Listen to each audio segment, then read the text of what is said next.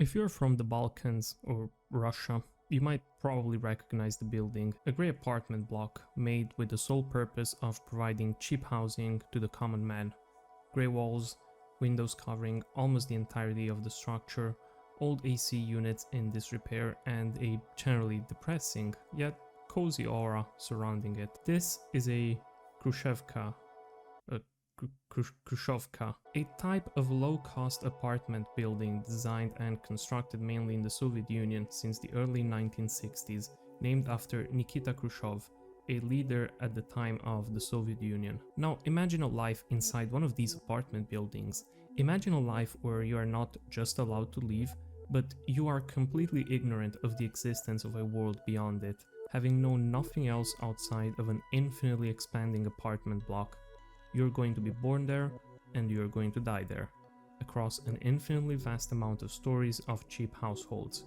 Welcome to Samosbor.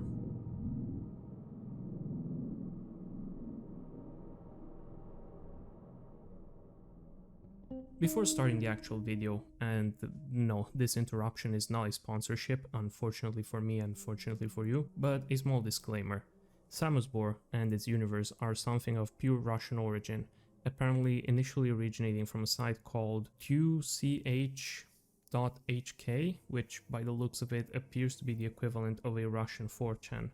Most of the information related to Samosbor that I could find was either in Russian or poorly translated, so I had to heavily rely on the Self-Assembly Wiki, which I will link below. So if you're of Russian origin and knowledgeable in the whole Samosbor community, please do make sure to point out in the comments any elements of this universe I might have gotten wrong or missed completely. I am, as of now, fascinated with the idea of Samosbor and would like to know more. So what exactly is Samosbor? Samosbor is a Russian creepypasta written under a format of a collaborative writing project, a universe built in a similar way to the Backrooms or the SCP Foundation, where no single author was responsible for its complete development, rather a community contributing little by little and piece by piece to create what is known today as Samosbor. The universe of Samosbor takes place in Russia, or rather what appears to be an alternate dimension or extra-spatial anomaly located in Russia. Within this universe, nothing exists other than the Giga Khrushchevka and its inhabitants. The Giga Khrushchevka is a seemingly infinite building located in a black void, in which many people have resided now for generations, most of them blissfully ignorant of the existence of an outside world, with only very few elders remembering stories or rumors of it. The first time I heard of the Giga Khrushchevka was in fact what plunged me through this rabbit hole. I saw a video from the channel Necros Videos titled Megastructures Are Creepy, Giga Khrushchevka Garry's Mod, and it was essentially a showcase of a gmod map attempting to recreate the Giga Khrushchevka. Looking through the comments, the first one by Roso Aero the Great mentioned the Giga Khrushchevka being part of a Russian creepypasta named Samosbor, which made me curious in relation to this universe. While this setting might be reminiscing of the Backrooms and their seemingly infinite liminality, curiously enough, I think that Samosbor was created previously to the Backrooms, but never gained much notoriety outside of Russia, probably due to the language barrier. While the universe itself doesn't really extend over this megastructure, another important element from it is actually derived from its namesake, Samosbor.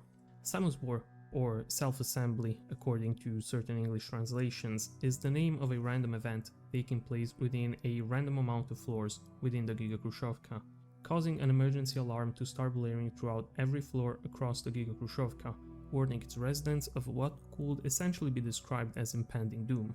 Upon hearing this alarm, the residents of the Giga Khrushchevka will be required to take shelter in their apartments behind hermetically sealed doors. Failure to comply with these instructions will result in nothing else other than certain death. It is unknown what exactly happens during a Samosbor.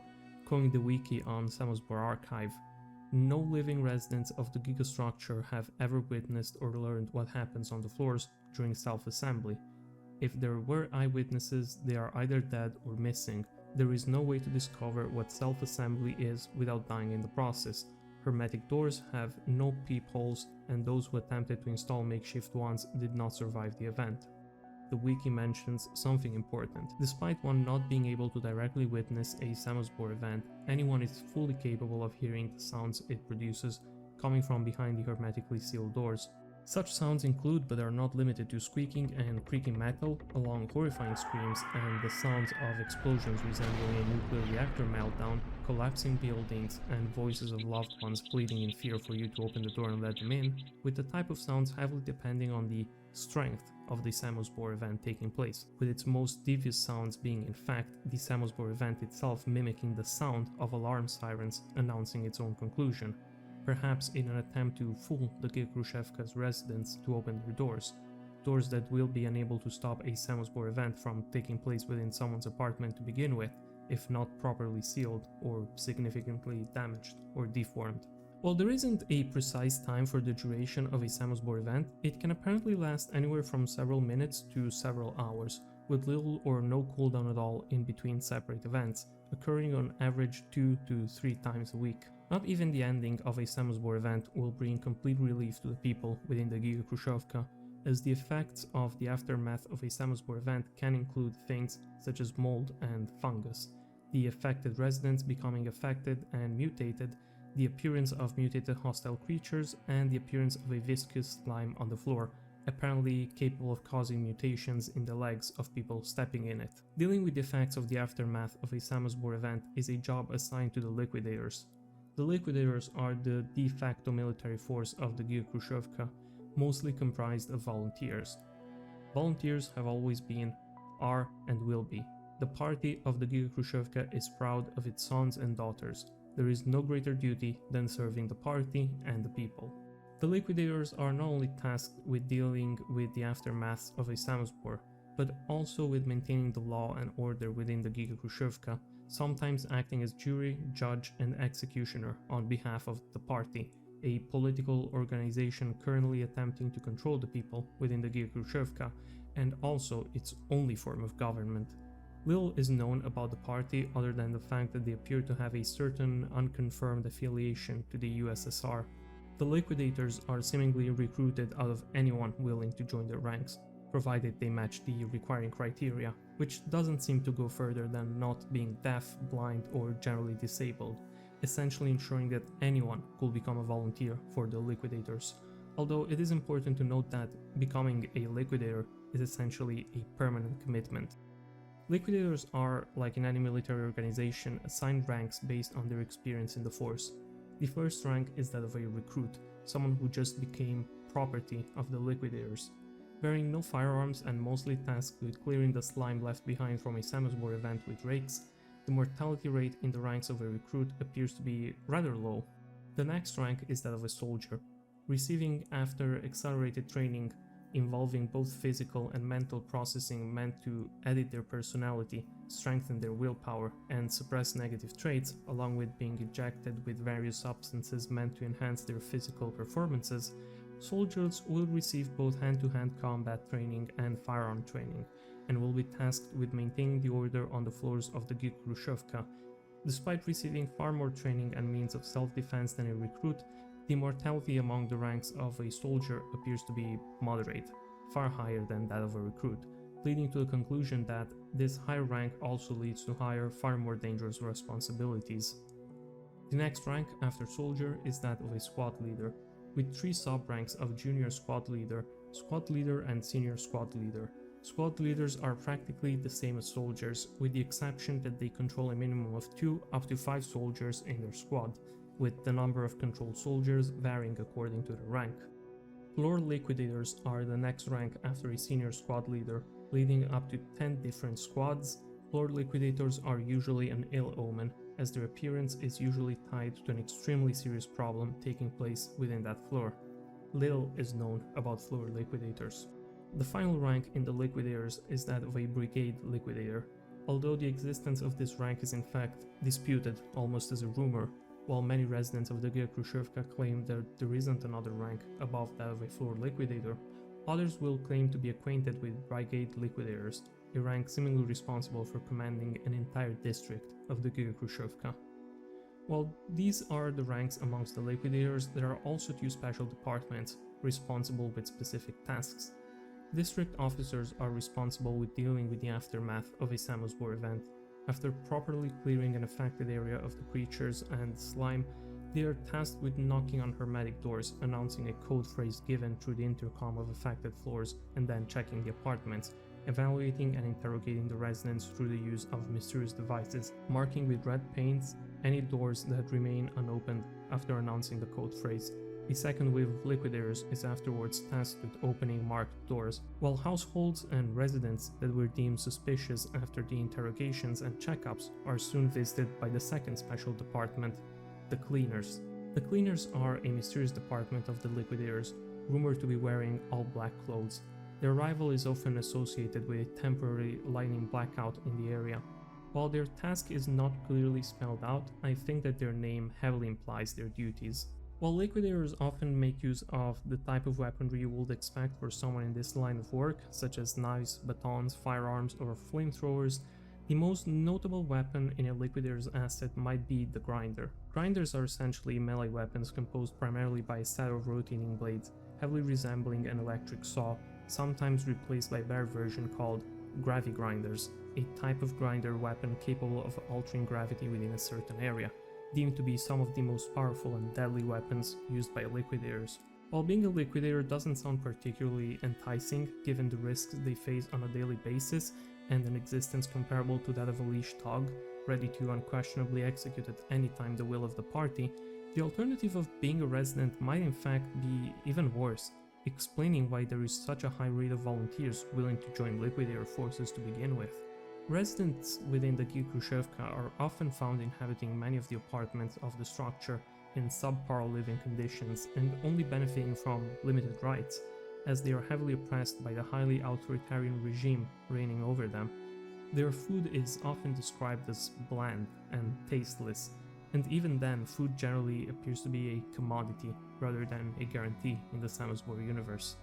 With the vast majority of the Gikrushevka's residents suffering from depression, it shouldn't come as a surprise that every so often a few will succumb to total bouts of madness, only to be promptly arrested and taken away by liquidators. Highly religious and superstitious in nature, residents are apparently kept in the dark by the party in regards to many aspects of the Gikrushevka. No explanation is offered in regards to details entailing the Samosbor event, nor is the public fully aware of every liquidator's rank and role. While it is unknown exactly for how many generations people have been trapped within the Gikrushevka, theories often vary, with a minimum of 3 to 7 generations. If we assume that the average time for a generation will be around 25 years, taking the maximum number of 7 generations will indicate that people have been taking residence inside of the Gikrushevka for around 175 years, meaning that by that point there realistically won't be anyone alive remembering anything of the outside world, other than stories that will have been passed on by the oldest members of the society, and given the harsh living conditions, it will be unlikely for anyone to grow that old to begin with. The outside world isn't often mentioned within this universe, but apparently chances are that the outside has also been subjected to a mass-scale Samosbor event, meaning that, ironically enough, the Gikrushevka itself might in fact have been initially built or created as a sort of bunker or safe refuge for humanity, although details and theories regarding this are very sparse and probably untrue. Speaking of theories, the wiki does detail a few of them regarding the reality of the Gikrushevka.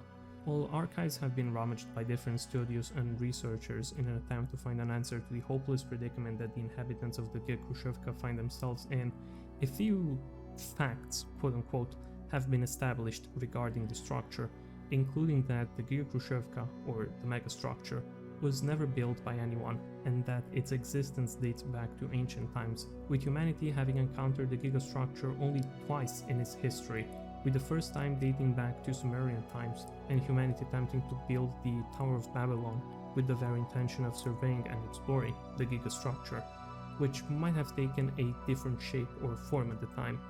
Its point of origin or goals remain unknown.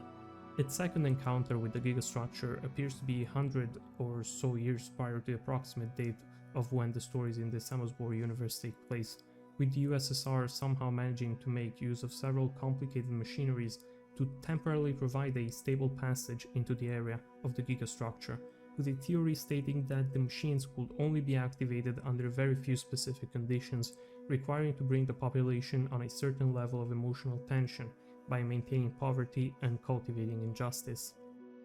A few video games have actually come out during the years inspired by the Samosbor universe, namely Kletka, Reigns of Samosbor, Living Cell, Samosbor, and In the Name of the Party.